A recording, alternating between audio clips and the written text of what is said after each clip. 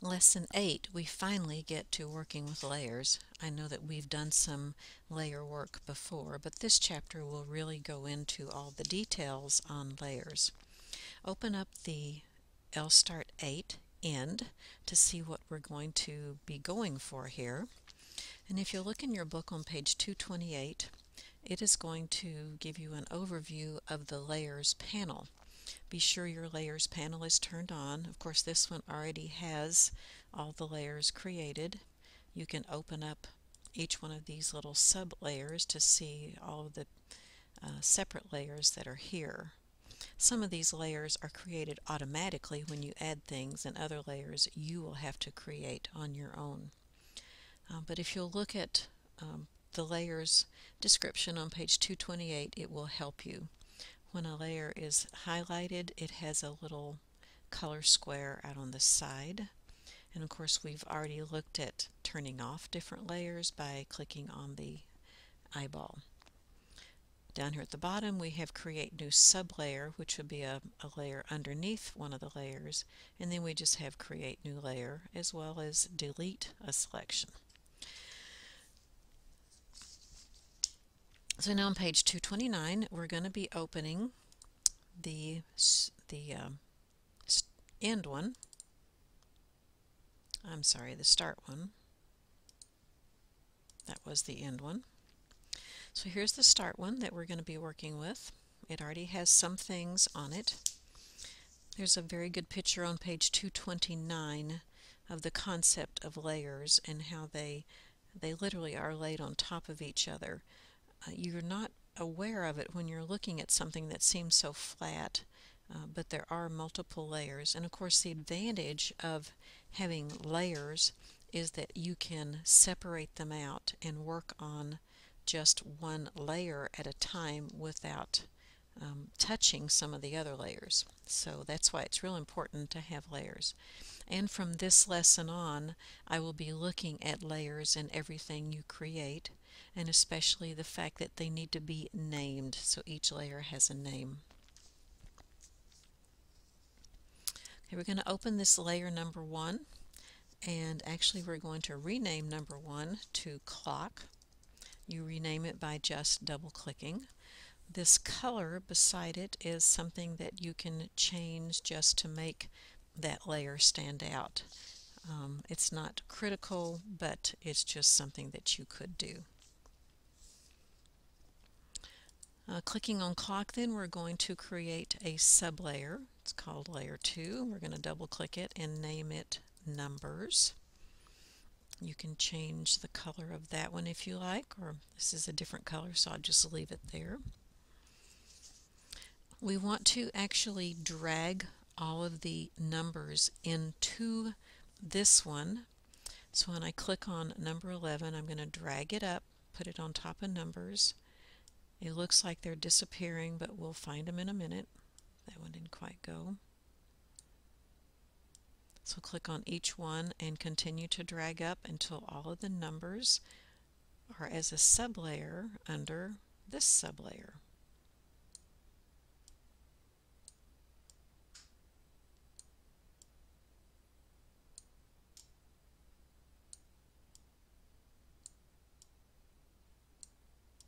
And number 12. With the clock selected, we want to put a new layer above it, so click New Layer, and this one is going to be called Face, not Frame.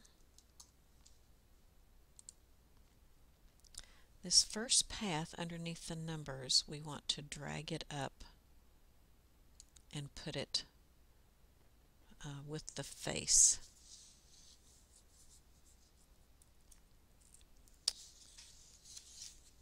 And then next we're going to take the numbers group, and drag it up above the clock layer. So it's directly beneath the face. The numbers layer we need to move up to the face now. When you're dragging it up, you need to wait till you see that black triangle there, and then release it and it is now beneath the face. The one that we had named Clock, we're going to change its name to Frame.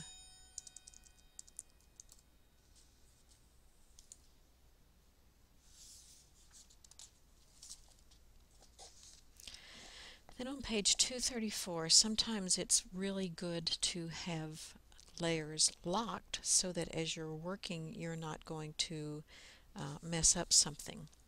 So we have this path that's underneath the layer, the numbers layer.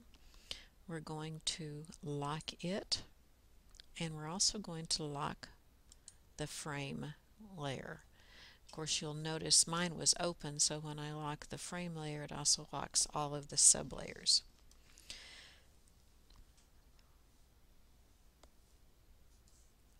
So we want to select the column by the numbers. Don't think we need to have that open.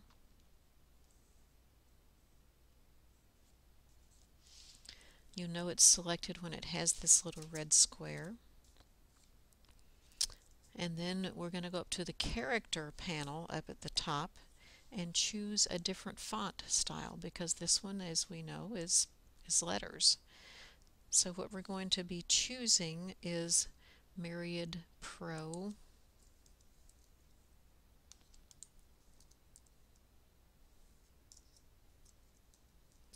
And we want bold and 28 points, which makes it quite a bit larger. You could change the color of the numbers if you wanted to. And then we want to unlock the frame that we locked just a minute ago. The layers are now all unlocked. Then we want to go to the frame panel. Be sure it is selected.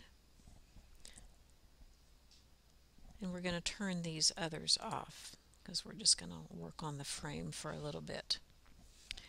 Select the inside circle, shift click, and select the outside circle. So we've got both circles selected. In your swatches panel, you have a clock frame gradient. So click it, and you can see that it puts the gradient in there. And we're going to shift click back to just the inner circle. And with this one, we're going to play around with the gradient a little bit more. Click on the gradient tool over here in the tools panel. And with the gradient tool, we're going to drag a line down. This is going to indicate the direction that the gradient is going to do.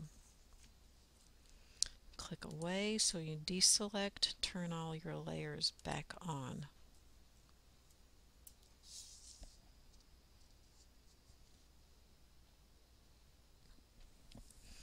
There are some details we're going to add to this file that are also in Illustrator.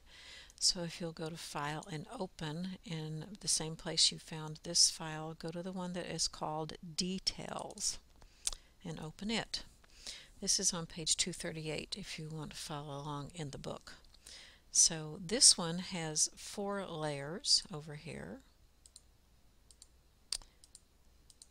And we're going to paste this one into the other file. However, we need to paste it in a different way to be sure that we maintain these layers. So I'm going to select it all and copy it, and then go back to My File. And before you do any pasting, in the Layers panel, go to the drop down and select Paste Remembers Layers. That just means that when we do paste it, you will have all 4 layers rather than having it come in as one layer. And then go into Edit, and we're going to paste in front.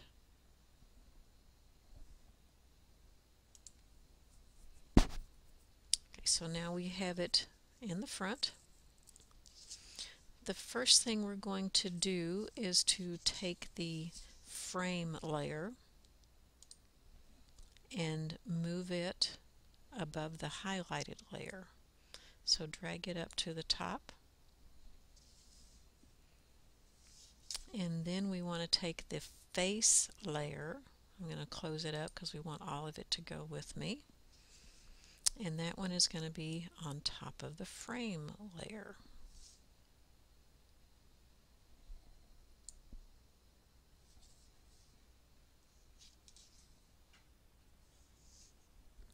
And then the highlight, we're going to move between the frame and the face. So that brings it up right here.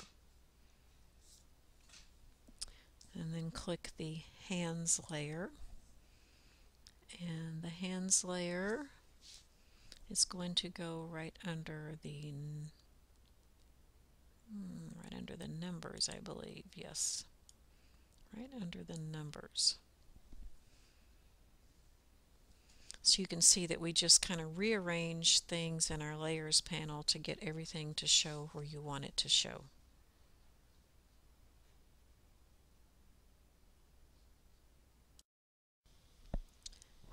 Take this brand layer and move it up right beneath the hands. Okay, the next thing we're going to do is create a clipping mask that will take these stripes away. Take the stripes panel and move it up right above the path, right below the layers, the layer brand. The masking object is going to have to be at the top of the layers panel. So we're going to open this up so you can see the different layers that are inside the stripes layer.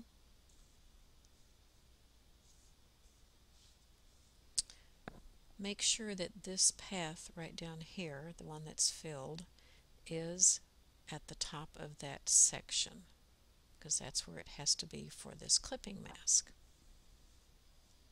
And then select the stripes layer, and down here you've got a little icon that says make or release clipping mask. So when you click that, it cuts off everything on the outside edge.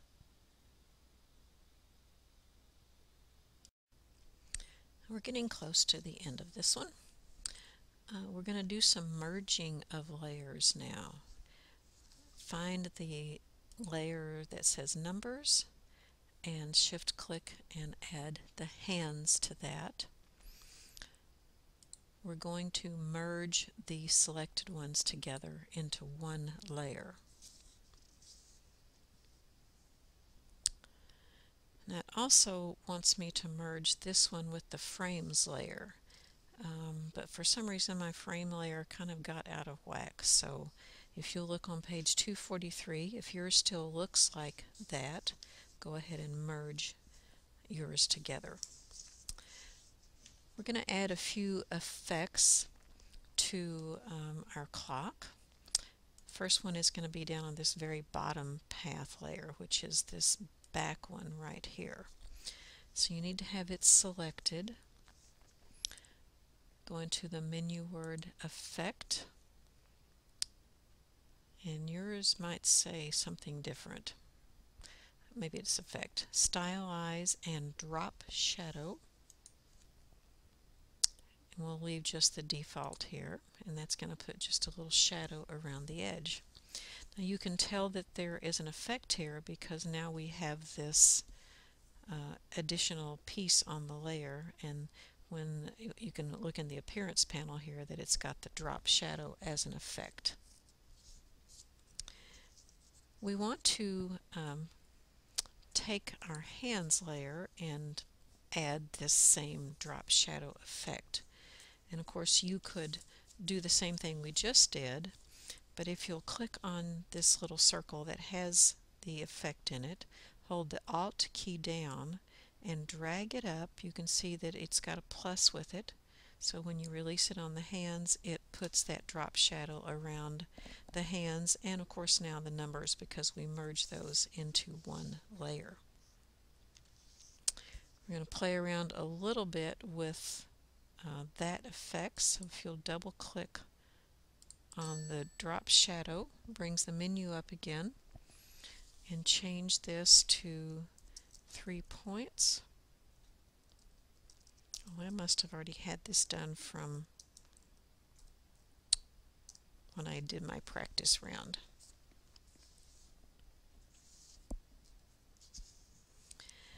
And when you finish something like this, if you're sure you are totally done with it, you do what's called flattening layers. Flattening layers would take all of these away, so you would no longer have your layers. It would all be flattened into one. You would not do this until you're totally done. I think it's going to tell us to do this. To flatten the layers, you're going to go to the Layers panel, click the menu options, and go to Flatten Artwork. And then your file is finished, finally.